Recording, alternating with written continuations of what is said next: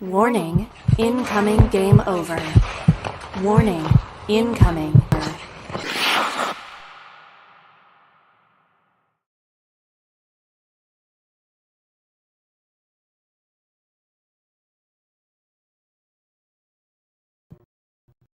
Warning, incoming game over. Warning, incoming.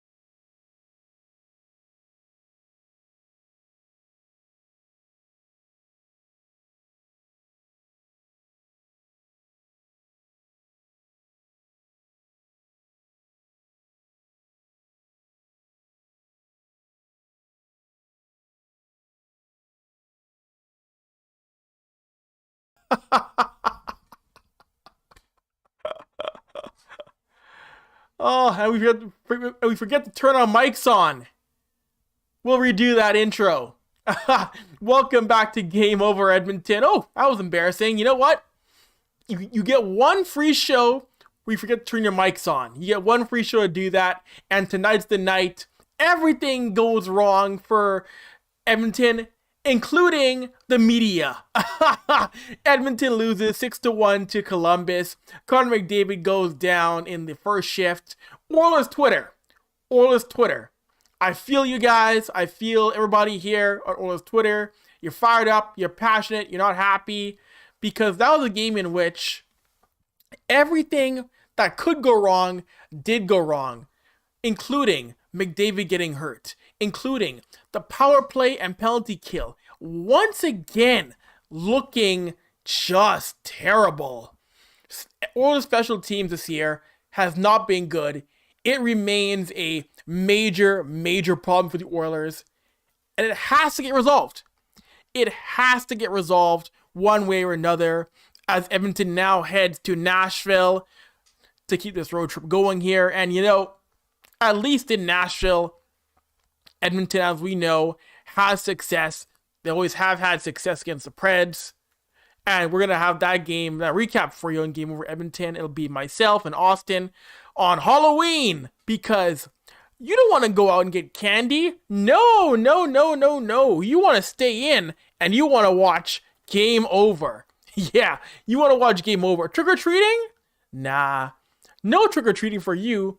You want to watch us that night, break down the game, and get into what hopefully will be an Oilers victory on Thursday night. We will see. We'll definitely see as we get to a game in which, outside of Connor McDavid, a lot of guys had to do better. Be it defensive pairings, be it the other forwards when Connor McDavid went down.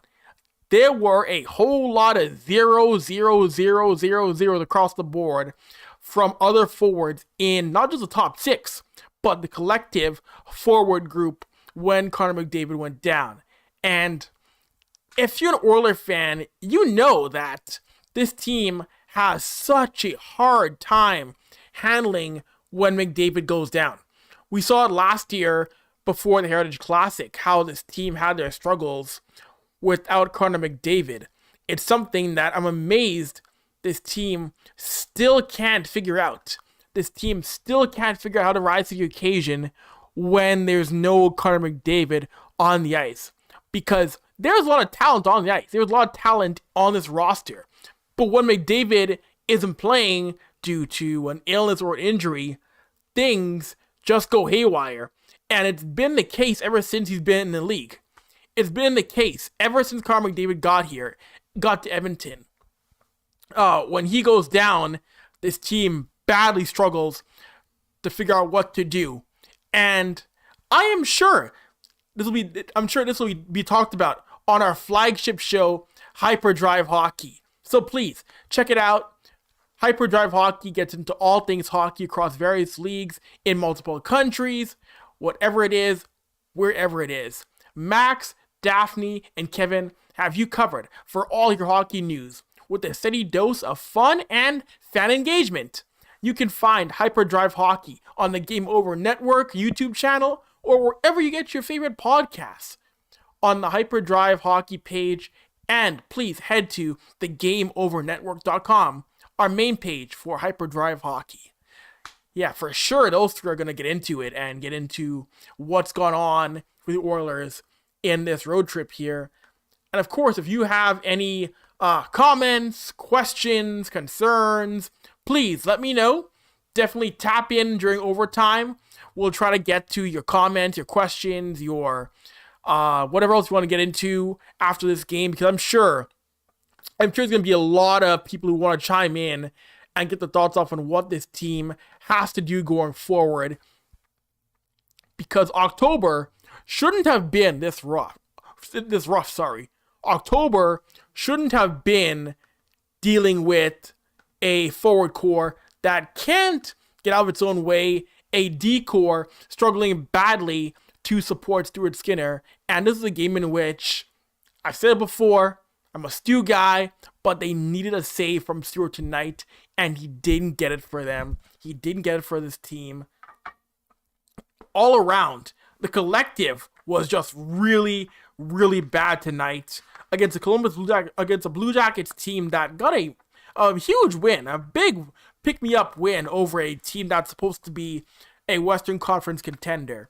If you're Columbus, that's a huge confidence boost for you to have Edmonton come into your barn and just dog walk them. That is a great thing for Columbus. And we see, right now we see we see the chat's already bumping. We got Lauren from Game Over Toronto in here. We got David W. We got some new faces in the chat, so welcome. Thank you all for tapping into Game Over. Hopefully you've enjoyed the show. And again, please, if you like Game Over Edmonton, and not just Game Over Edmonton, tap into all of the shows on the network.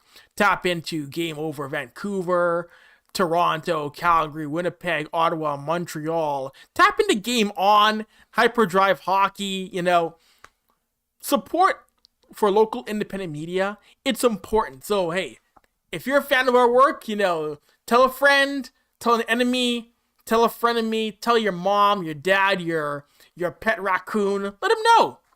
Tap into the show and subscribe, please. But yeah, this game started off the way of Columbus, ended the way of Columbus, and expected goals. Austin posted on Twitter, the expected goal data, I believe, by the third period was around 1.1 goals. Not good enough. Not good enough for a team that is trying to get a win in Columbus, a place you don't win very often. And it was a game in which, in front of Stuart Skinner, defensively, I didn't think any of the pairings looked that great. Even Embersim, Kulak, two guys who I have loved, they didn't look that great, I thought. But again, room for improvement, especially for Ty Embersim. He's someone who I do think is getting more and more confident, but tonight was a struggle for him, like it was for everybody else. The one bright spot, I guess you could say, was the fact that Mattias Ekholm scoring, preventing this game from being 6-0. Mattias Ekholm this year, we've seen him play well offensively, even though we've known him to be a defensive D-man. He's chipped in here and there with a goal or two, picking up points. So the one positive, seeing Mattias stepping up, was a good thing. But beyond that, you wanted more from Draisaitl, from Nuge, from Skinner, Arvidsson. Zach Hyman still cannot buy a goal, cannot buy points in general. And this is someone who, don't get me wrong, he's working hard. Zach's going to the net. He's doing the right things, but he just can't get anything past any netminder. He's snake bitten right now. And I do think the dam will burst for Zach Hyman. He'll figure it out, but having this slump to start the year when Edmonton is trying to keep pace in the Western Conference, in the Pacific, I know it's early, it's 10 games in, but the timing just isn't good. The timing just stinks right now. So, I figure, the timing just wasn't that good, and yeah, we'll get into this, the power play. See questions here on the penalty kill power play on why they played Skinner over Calvin Pickard, who got the win against Detroit last night. So there's a few more things for us to get into, but one thing that just grinds me still again about this team is, once again, playing from behind. They only have 3 goals in the first period all year long. And this team right now is prone to chasing the game way too often. Far too often. Even in October, a team with this much talent shouldn't be chasing the game this much to start a year. They are always digging themselves out of a hole, which can happen once or twice. It shouldn't be the main theme out of your first 10 games of a new season. That's not a good thing. It really isn't. So, I see one comment I had to get to you before overtime. Siren BS. I stopped watching after the first period. I think most did after that first period. I think after the first, most people said, no, I'm done. I'm finished. I'm sure there's a lot of people tonight who said, I'm not going to watch how much worse this can get after losing Connor McDavid and being down that much after the first period. And then it getting worse and worse in the second and the third. It was just not a good frame at all. Truly not. Easily the worst this year when it came to the fight and the compete levels. I know those are buzzwords, but it did look like, again, at times, this team put their head down and said, well, you know what? That's game. We lost, which you can't have. And we saw this team before fight back. We've seen this team fight back before against Philadelphia. We know this team can do it, but against Columbus, what could go wrong did go wrong. Oh, excuse me. And the shots tonight did favor Edmonton, but the quality chances Edmonton had weren't great. It's great to get shots on net, but if they aren't of high quality, if they're not going to be a netminder, that's a wash in my mind. It's you're not challenging a netminder, you're not challenging blue liners. That's troubling. There weren't very many quality chances getting on Merlinkins, and for the most part, he had a good night. He had a solid night. I know he wanted that shutout. You saw him get mad giving up the goal from Ekholm, but in large part, he had a really good night for Columbus tonight, backing them up in net, keeping things stable. Columbus got big nights from Sean Monahan, Cole Sillinger, Adam Fantilli. These are guys who are going to lead Columbus going forward. These are guys who are going to be key cogs for the Blue Jackets. And shout out to Sean Monahan, though.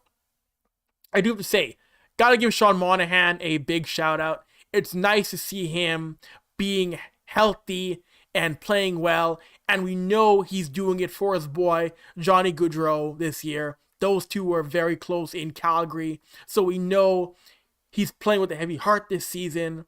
But it's good to see Sean Monahan healthy and playing well after all that he's been through in his career, in the different stops in the NHL. So seeing Sean Monahan looking great and playing well, it's nice. It's great to see. I love seeing that. He's someone who I've interviewed a few times. Got to meet Sean Monahan a couple of times. Great dude, great person. I know about the Board Monahan thing. It was infamous with him. But no, good to see. He's one of the good dudes in hockey. So it's great to see what he's done over the past few games here.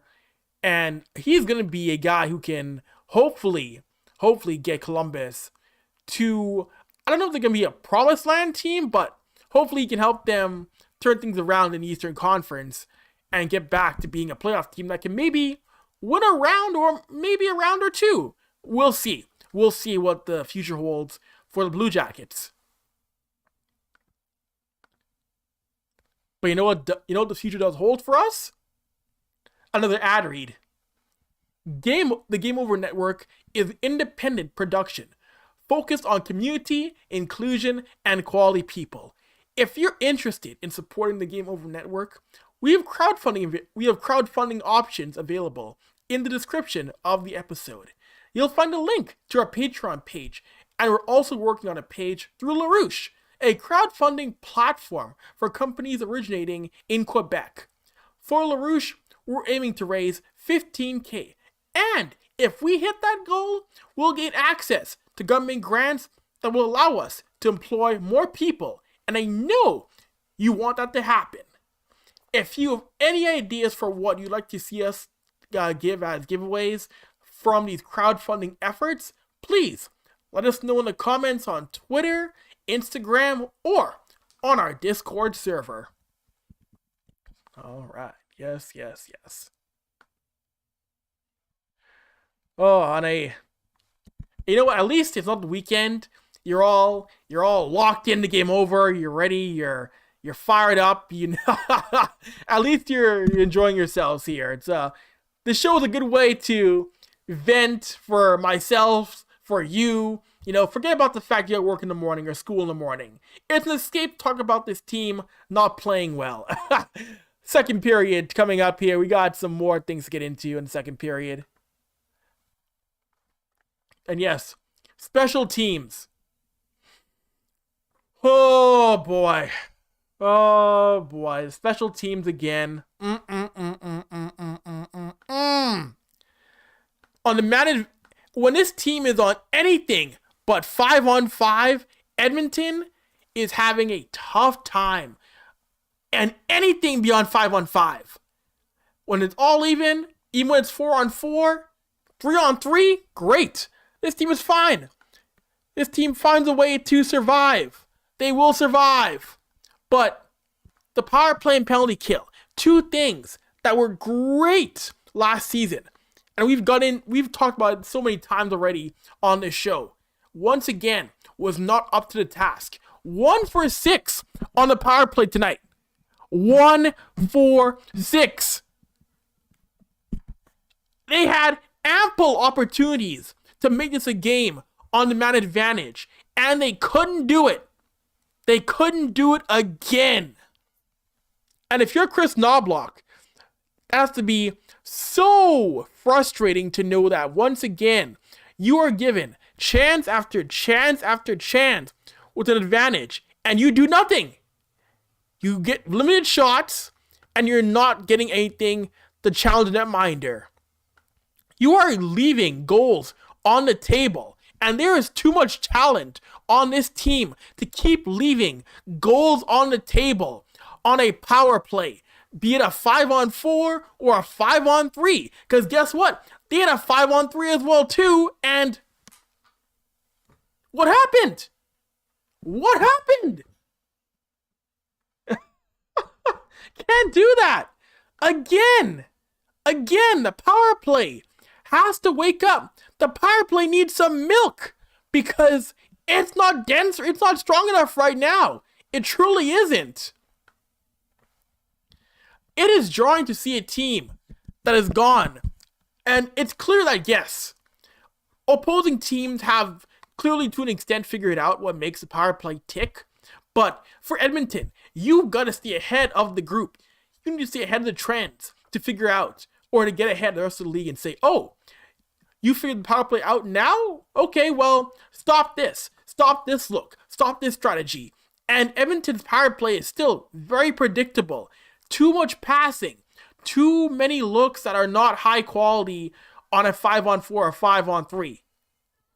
Just a troubling matter. And now you got Nashville, a team in which, again, you play well against, If the power play can't get going against Nashville in Nashville, oh boy, then you might need a night. You might need a players only meeting, a coaches only meeting, a meeting with Hunter and the players.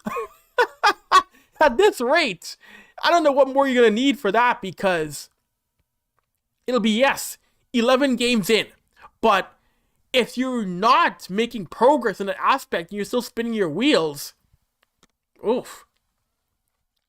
And American Thanksgiving is going to come quickly, sooner than we think. And that's going to be a real measuring stick in terms of where this team is going to be if they're still in this funk by that time in November. I mean, yes, the division and the Western Conference are still very volatile, especially the Pacific Division. We know teams can fall out of things and struggle and fall out of the pace, but you gotta get your wins as well. You can't lose and sit back and watch teams fall if you're not winning. Edmonton has to find a way to do that to keep up with the Calgarys and the Vegases. So we'll see. We will definitely see what happens with that. But again, just that's a game in which you're gonna watch tape, you're gonna correct things, and you gotta say, if you're not blocking a coaching staff, see what happened here tonight or see what happened last night. This cannot repeat further in this road trip. It cannot against Nashville. Learn from it, absorb it, but you better darn well make sure you don't repeat it.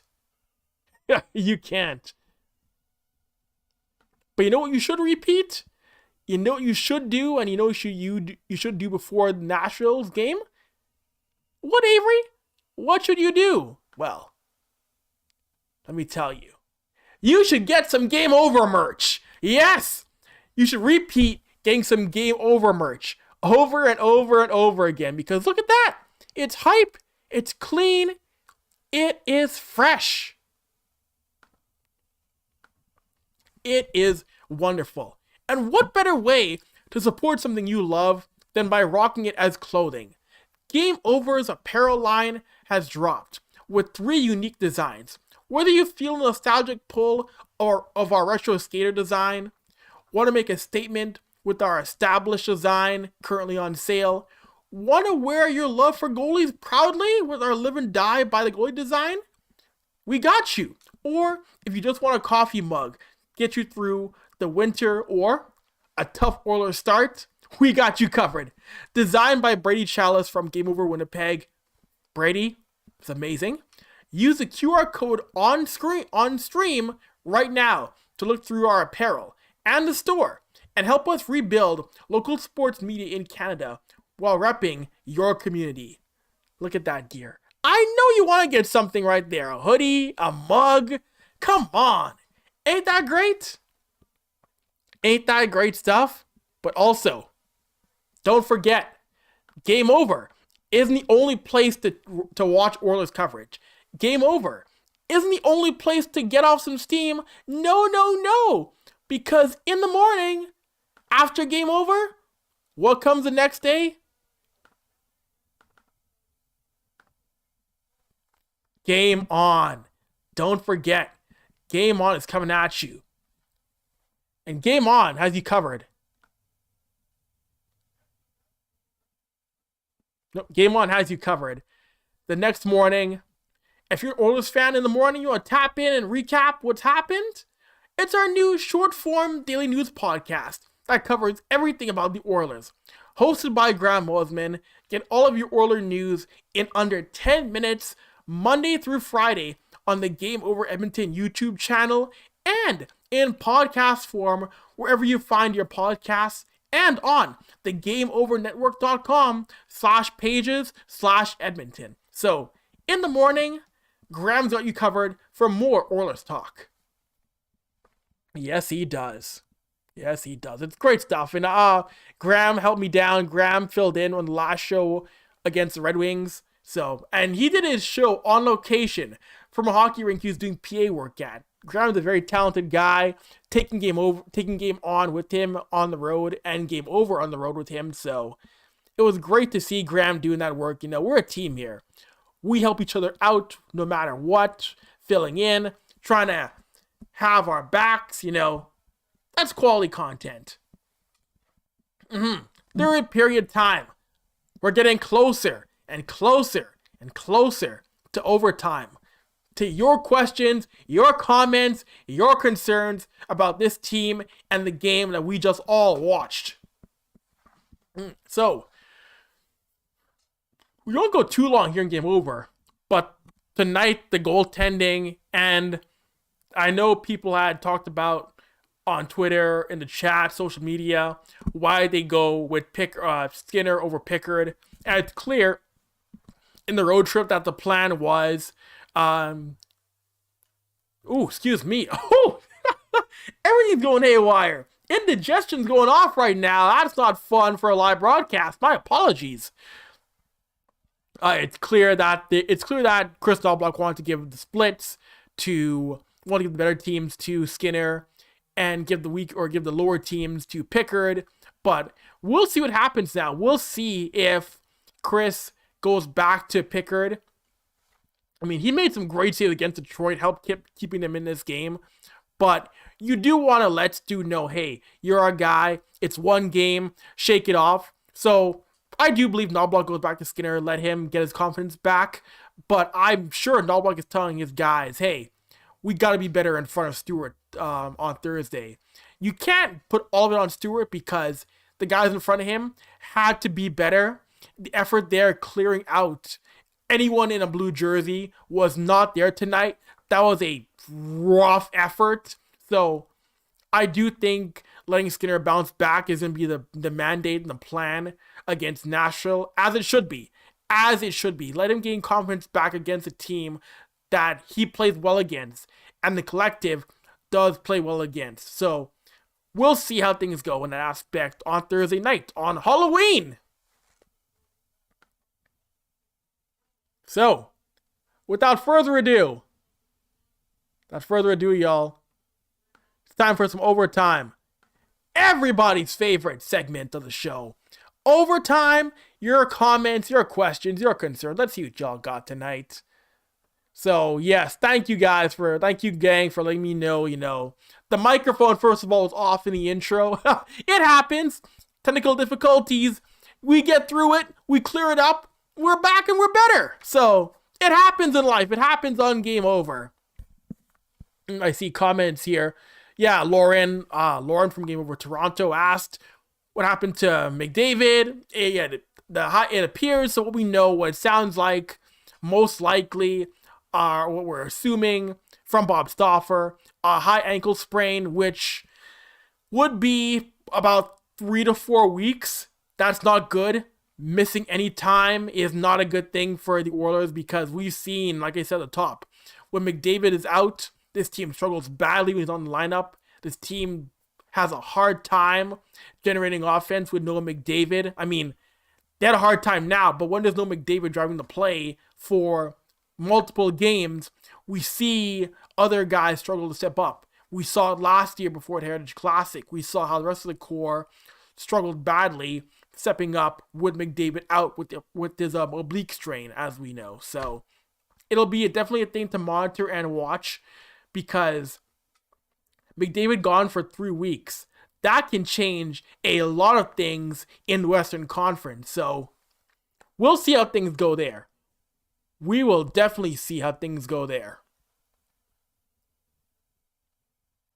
And you see in our chat here, Graham tapped in. Zach season's my fault for taking him in fantasy. Yo, Graham, so it's you, Graham, eh? So Graham's the problem. Graham took Zach Hyman in fantasy, and that's why this team is struggling. Wow.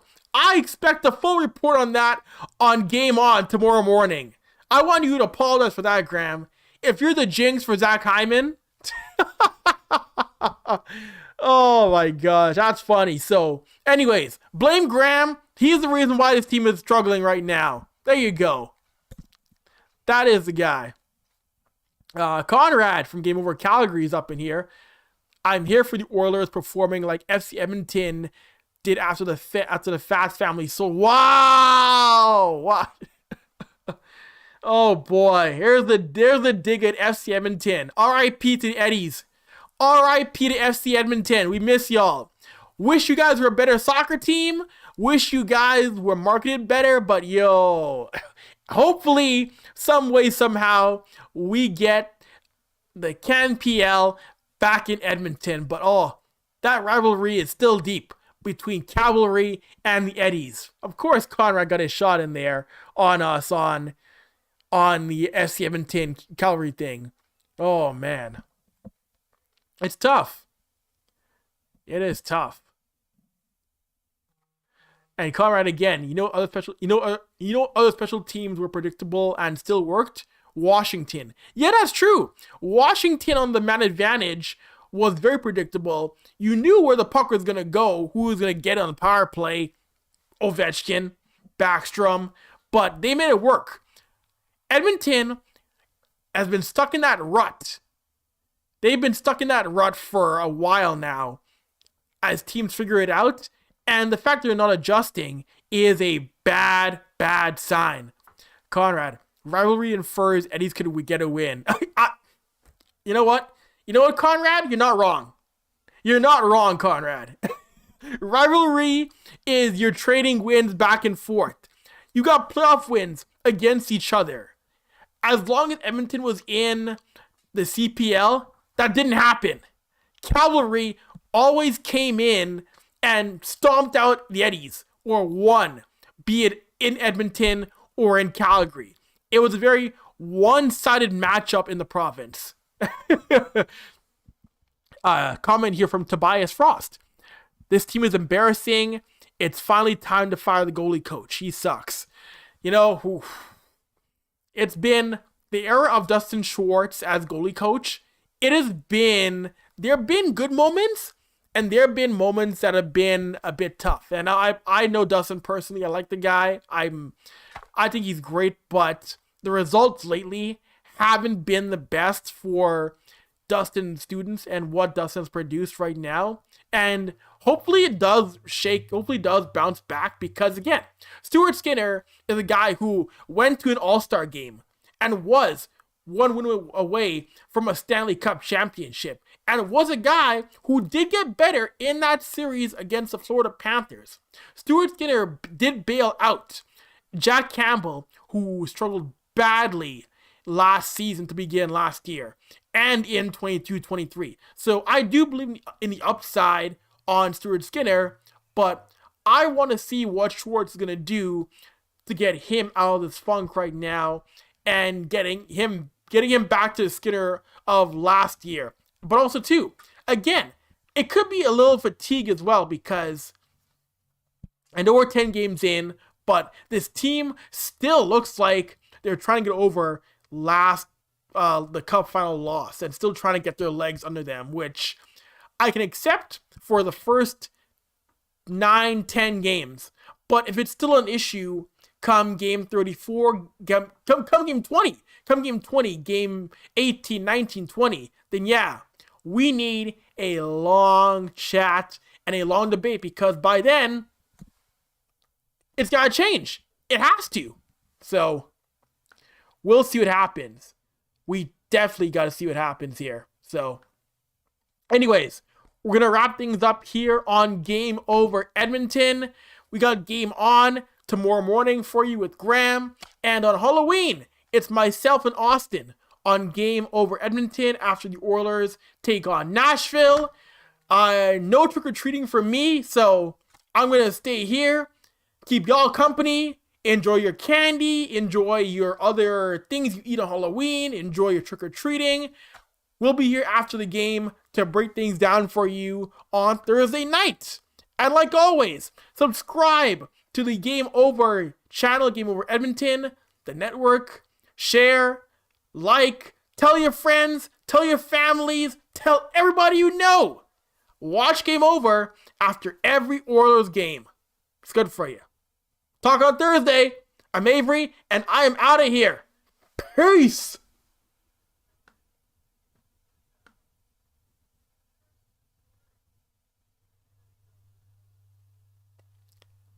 as soon as the outro works.